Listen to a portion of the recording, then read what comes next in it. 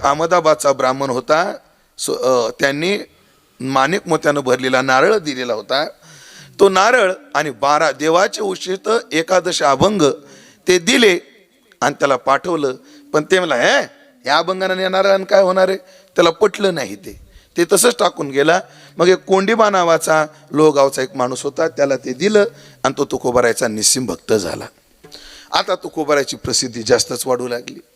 त्याच देहूमध्ये एक माणूस, त्याचं नव्हतं सालो मालो, रामकृष्ण बस सालो मालो, यांनी हे तुकोबाराय त्यांना खपत नव्हते.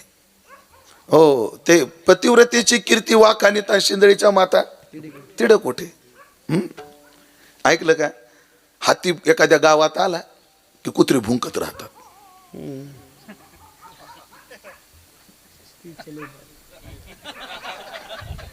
पण हे तरुण कुत्रे, तरुण आहे, काय काय पिटुकले असतात, ते बी हात सोडित नाहीत. ते बी कालचं बारक होतं बघा. आणि काय काय कुत्रे डंगरे झाले, त्यांना बसली जागा उठवत नाही. पण ते आतरून पडल्यावर असं गुरकत. तुम्ही अभ्यास करा, कुत्र्याचा लय अभ्यास केला म्हणून इथपर्यंत पोहोचलोय. कुत्रे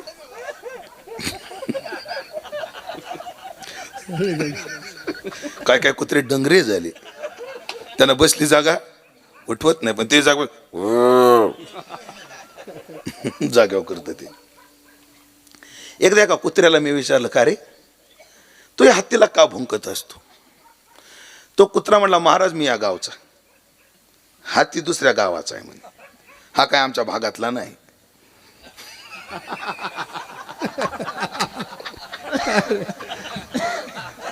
हा कुठलचा आहे म्हणले, दुसऱ्या गावचा आहे. हे गावातले लोक म्हणले, दहाव्याला माझं प्रवचन ठेवीत नाहीत. आपलं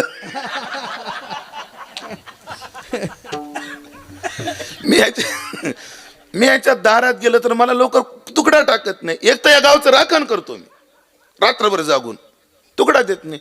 आणि कोण गावाचा कोण हत्ती आला जेते हात जोडण्याच्या पाया पडतात, हे मला बघवत नाही. कुत्र्याला दुसऱ्याचं मोठेपण पाहवत नाही. मग या सालो मालोला तुकाराम महाराजांची प्रतिष्ठा खपत नसायची. हा अनेक प्रकार करायचा. एकदा तर चरित्र आनंद करण्याकरता एकांत स्त्री पाठवली, ते बी काळी चारला, मध्यम मध्यम. नको नको. चालले ज्वानी वाया वाया गुनी राया. संत तुकाराम महाराज पिक्चर आहे विशांतारामचा, जरूर पहा. महाराज तो संत तुकाराम पिक्चर महाराज आपल्याला त्या युगात नेतो. चालली ज्वानी वाया वाया गुनी राया, तुझं विना दुजा कोण आलबेला. हो, हा भाऊ करू लागली. पण तुकोबाराय जाईव तू माते न करी सायास, आम्ही विष्णुदास तैसे नो. तैसे म्हणजे कैसे, क्षपक प्रमाणे म्हणू. तपस्वी विश्वामित्रा रंभे मागे झाला कुत्रा, आम्ही तैसे न हो. पराशर्य केले काय, दिवा मत्स्यगंधा भोगविली, आम्ही तैसे न हो. आम्ही कसे आहोत, पराव्या नारी रखुमाई समान, हे गेले नेमून ठाईचे ठाई. जाईव तू माते न करी सायास. हा तुकाराम महाराजाचा काम विजय आहे.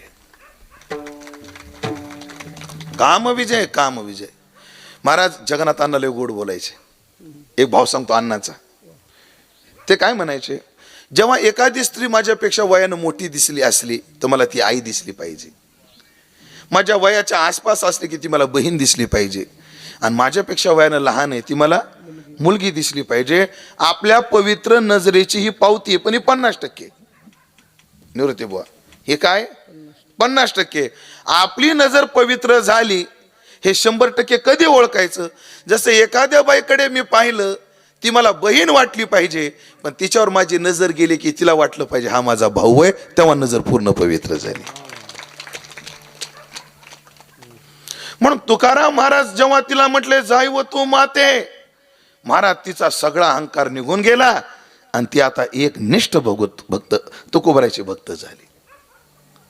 पण एक मार्ग संपला, पण दुसरा मार्ग शोधण्याकरता बंद पाडायचं, बंद पाडायचं.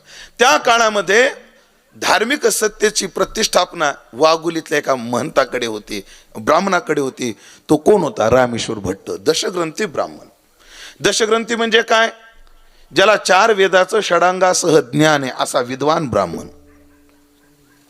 भट्ट, भट नाही, भट्ट म्हणे रामेश्वर भट्ट द्विजा. पूर्ण वेदाचं षडांगासह निरुक्त, ज्योतिष, छंद, व्याकरण हे जे 6 अंग वेदाचे उपांग त्यासह ज्ञान. सालूमालोनी पत्र पाठवलं. एक आमच्या गावामध्ये तुकोबा आहे, तुकाराम आहे, एक कुणब्याचा आहे, पण वेदाचे अर्थ प्रगट होतील अशी रचना प्राकृत भाषेमध्ये करतोय. तुम्ही यावं आणि त्याचा बंदोबस्त करावा. रामेश्वर भट्ट निघाले, तिकडून निघाले आणि देहूजवळ आल्यानंतर ज्याच्या त्याच्या तोंडामध्ये तुका म्हणे, तुका म्हणे, तुका म्हणे. अजून पारा चढला. सभेत येऊन बसले. काय लावलं सालो मालो, हे चाललंय काय? परवा येताना मगाशी येताना एक बाई म्हणत होती, जयापासून सकळ मही मंडळे हे झाले. अरे ते ऐकलं का? यतोवा इमानी भूतानी जायंते, याचं ते अनुवाद आहे. जन्मादेशी येता आहे ते. वेदाचं ज्ञान प्राकृत भाषेत आणि तो कुणब्याचा माणूस. लावलं काय तुम्ही? लक्ष का ठेवलं नाही? काय करावं? माझी ताकद कमी पडली म्हणून तर तुम्हाला बोलू. कोण आहे त्याला बोलवा. तुकोबाराला आज्ञा दिली. तुकोबारा आले, नमस्कार केला. कोण तो? मी तुकाराम. अभंग करतोस म्हणे. नाही जी, खोटं बोलतोय, अभंग करतो. हा वाटतं तुम्हाला, पण साळुंकी मंजुळ बोलत शिवानी कविता धने वेगळाचे. माझ्या मुखे मज बोलवितो हरी, नवे माझी वाणी पदरीची. फोडिले भांडार धन्याचा हा माल, तेथे मी हमाल भारवाई. तुका होनी निराळा, अक्षरा वेगळा, पाहे निगम कळा, बोली विठ्ठल प्रसादे. जेव्हा असे शब्द ऐकले पुन्हा पारा चढला. ते बाकी तत्वज्ञान बस झालं. आज नंतर अभंग करायचे नाही, जशी आपली आज्ञा. तेवढ्याच सभेतून एक आवाज आला, आता करायचे नाहीत, पण आतापर्यंत केलेल्या अभंगांचं काय? काय? त्या अभंग दगडाला बांधायचे, इंद्रायणीच्या डोहामध्ये टाकायचे, जशी आपली आज्ञा. हो, भगवत भक्त असे असतात. सुभद्रेचा अभिमन्यू जेव्हा रणांगणात मेला, सगळ्याला प्रश्न पडला, हिला सांगायचं कोणी? कोणाची मत होय ना? स्वतः भगवान गेले. सुभद्रा अभिमन्यूच्या स्वागताची तयारी करत होती, तयारी करत होती. सुभद्रे थांब, तयारी करू नको. का? अरे आता माझा मुलगा येईल, मुलगा येईल, दिग्विजय करून येईल. नाही सुभद्रे, तो वीर गतीला प्राप्त झाला. असं का? ठीक आहे.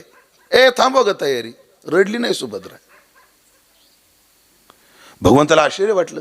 भगवंताने विचारलं, सुभद्रे तुला वाईट नाही वाटला ग? तुझा मुलगा मेलाय.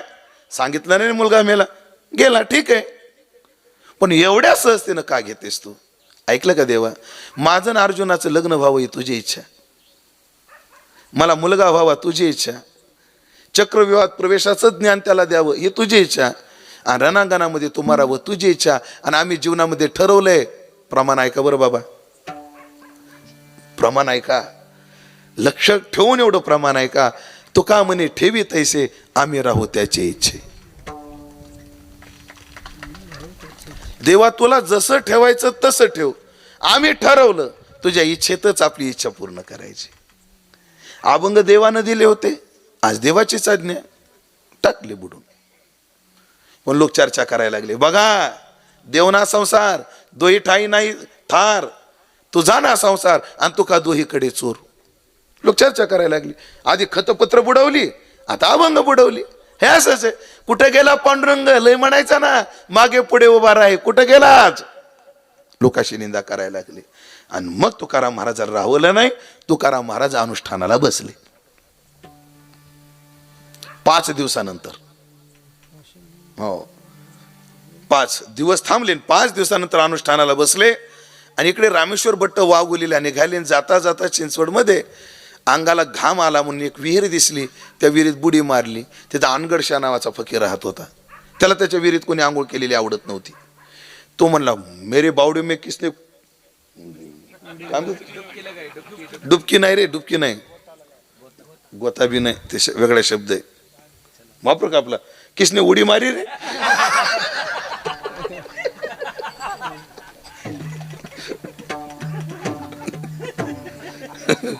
कोण कुदा मेरे बावडी में, कुदना म्हणतात ना, अशा काय बरोबर आहे.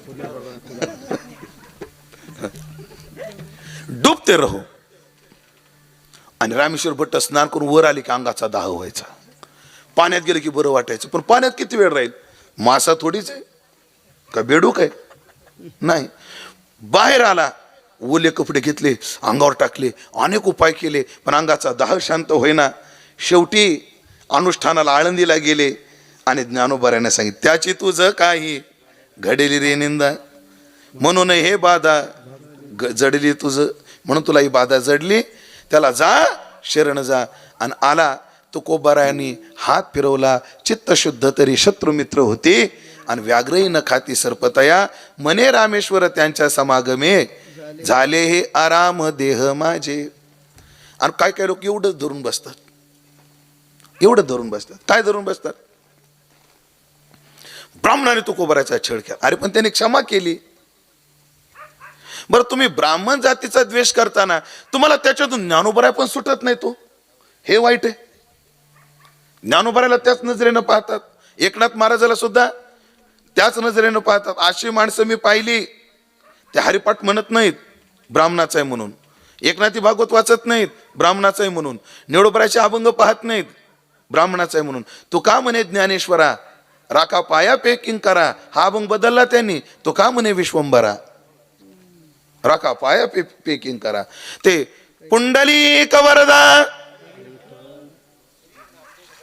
ज्ञानदेव तुकाराम म्हणत नाहीत, नामदेव तुकाराम. असं नाही, केला असेल त्यांनी द्वेष केला असेल, त्या द्वेष करणाऱ्याला प्रचिती आली असेल, पण तुकाराम महाराजांनी क्षमा केले.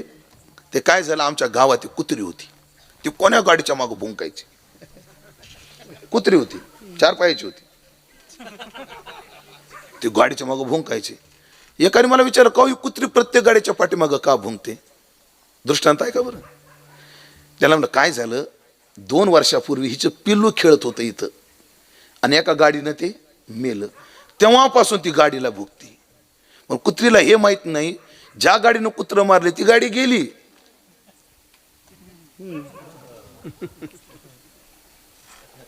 ज्या गाडीनं तुझं पिल्लू मारले ती गाडी गेली, पण त्या गाडीकडे पण सगळ्या गाडीकडे भुंकणं हे योग्य नाही. म्हणून ऐकलं का, माणसानं काही दोष असले तर त्या व्यक्तीला दोष द्यावा, एखाद्या जातीला. पण एखाद्या जातीला द्या तुम्ही, पण त्या जातीत आपण कोणाकोणाला भरडायलो याचंही भान नाही हो. आज जेवढं आपल्याला माहिती की एका ब्राह्मणाने संतांचा द्वेष केला, आपल्याला एक ब्राह्मण विसरता कामा नये, ज्या ब्राह्मणाचे उपकार आपल्यावर आहेत. बोलू एक वाक्य, कर्मवीर भाऊराव पाटील जर झाले नसते, हो ज्योतिबा फुले झाले नसते, आमच्या सावित्रीबाई फुले झाल्या नसत्या, तर बहुजन समाजातला आयच दिसला नसता. आणि सद्गुरू जोग महाराज जर झाले नसते, तर बहुजन समाजातला कीर्तनकार दिसला नसता. जोग महाराज कोण आहेत, ब्राह्मण आहेत. कोण्या गावातले आहेत, पुण्यातले. कोण्या पुण्यातले, पेशवे जिथं राहिले त्या पुण्यातले, जास्त विस्तार नको करायला. आणि पेशवे उत्तर काळात धनगराचा पोरगा, एक रजपुताचा पोरगा, एक गुरुवाचा पोरगा आणि एक ब्राह्मणाचा पोरगा जवळ केला. बारकी क्रांती नाहीये. त्या काळात जोग महाराजांनी सगळं वेदांताचं ज्ञान जेवढं त्यांच्याकडे होतं तेवढं बंकट स्वामीला लक्ष्मण बाबाला दिलं. मामासाहेबांना सवास कमी घडला, शेवटचे 10 वर्ष घडलाय मामांना, पण या दोघांना घडला. पण स्वामींना आणि लक्ष्मणबाई इगतपुरीकरांना एक चिठ्ठी लिहिली, आणि देहरादूनला त्यांचे एक मित्र राहत होते, संन्यासी होते आणि मोठे विद्वान ब्राह्मण होते. तर जोग महाराजांनी बंकट स्वामी आणि लक्ष्मण बाजूवर चिठ्ठी दिली, आणि जा म्हणले देहरादूनला अमक्या अमक्या ठिकाणी. आणि त्या विद्वानाला सांगितले, 2 माझे विद्यार्थी आहेत, यांना शास्त्र शिकवा. विनायक महाराज साखरे, बारकी क्रांती आहे.